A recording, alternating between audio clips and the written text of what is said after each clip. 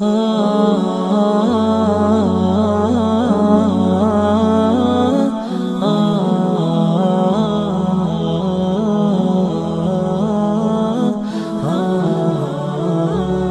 کے بندو، یہ شیطان کا ایجنٹ ہے موبائل، یہ فتنہ ہے۔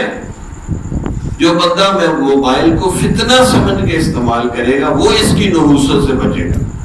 جو موبائل کو فتنہ سمجھ کے استعمال نہیں کرتا وہ موبائل کی نحوست سے نہیں بچ سکتا۔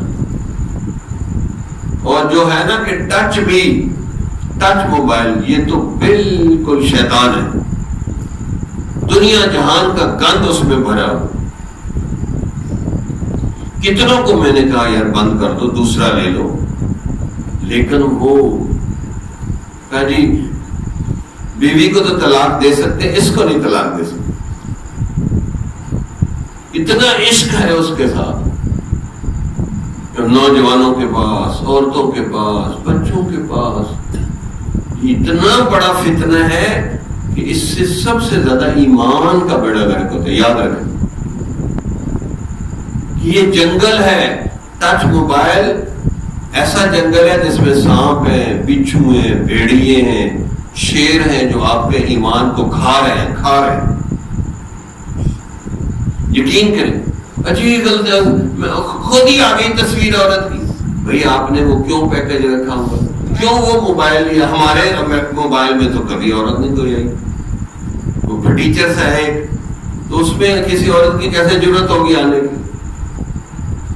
تمہارے آتا ہے، ہمارے تو نہیں آتا۔ تم نے کیوں وہ راستہ لیا ہے جس راستے سے عورتیں آتی؟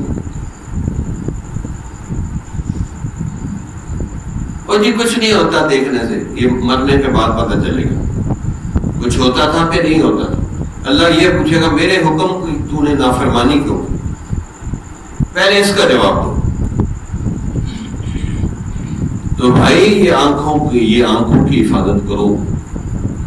آنکھوں کی بد نظری سے نہیں بچتے تو دل ایسے ہو جائے گا جیسے کباڑیے کی دکان ہوتی، اس میں پھٹی پرانی کتنی چیزیں پڑی ہوتی۔